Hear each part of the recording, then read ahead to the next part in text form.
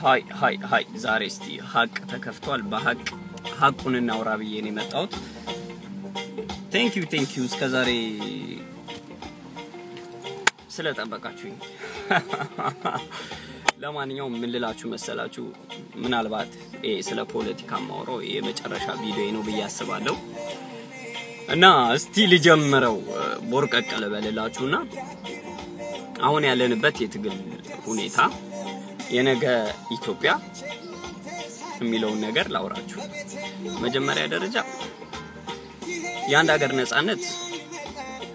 የሚያመጣው ህዝብ ነው ይሄ ታወቀ ነው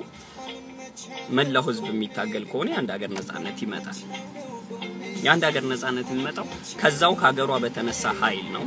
ይሄም የታወቀ ነው ግን ከሌላ ቦታ ከጠላት በሚመጣ ከጠላት ከመጣ ኃይል የኢትዮጵያ ነጻነት አይመጣም ሲቀጥል የኢትዮጵያ ነጻነት መጥቶ ይባል ይሄ ወያኔ ወደቀ ይባል ወያኔ በቃ ድምጥ ማጡ ጠፋ ይባል ማን ነው ስልጣን የሚይዘው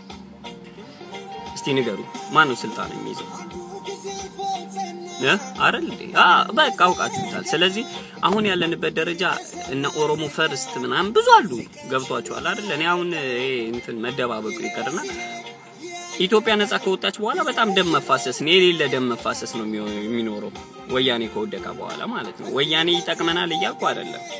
ግን አንዳንዴ የተሻለውን ይዘን ነው ወደ ተሻለ ነገር መሄድም የምንችለው በዚህ ሰዓት እውነት ይወራ ከተባለ ወያኔ መቆየቱ ስልጣን ላይ ኢትዮጵያ በተወሰነ መንገድ የተሻለ ነገር አላት እንዴት በሉ ደግሞ ጆሮ ምናምን ብላችሁ እንዳችሁ እንዴት ስትሉኝ ወያኔ ያው አሁን ኢትዮጵያን ቀስ በቀስ ያጠፋት ነው እርግጥ ነው ቀስ በቀስ ነው ያጠፋት ያለው ግን አሁን ወያኔ ቢወድቅ በስልጣን ሽኩቻ እኔ ሊያዝ በሚል ኢትዮጵያ ድምጥ ማጧ ነው የሚጠፋው ስለዚህ ከመሞት መሰንበት በሚለው እንጠብቅ ነው ገብቷችኋል ይሄ የትግል ስሜት አሁን ያለው የትግል ስሜት አይነፋም አያስኬድም መብራንን ነው ማላችሁና ስለማያስኬድ የተሻለ መንገድ እስከናገኝ ወያኔ ቢገዛ ምንም ማለት አይደለም ነው እኔ አሁን ወያኔ በጣም እየጨፈጨፈን ነው ብያችኋለሁ እና ግን እንደ ኢትዮጵያ ነገ እንደ ኢትዮጵያ ሆና ለማየት ይሄ የትግል መንገድ አያስኬድም ምክንያቱም ሁሉም ለብር ነው ገብቷል ዳይ ይጨፈጨፋል ሀብታም እንትን ይላል አሁን ታግለን ማሸነፍ ባንችል እላይ ያሉት አይሞቱም አይደል ሸሽተው ነው የሚሄዱት ስለዚህ እኛ ለምንድን ነው የምንጨፈጨፈው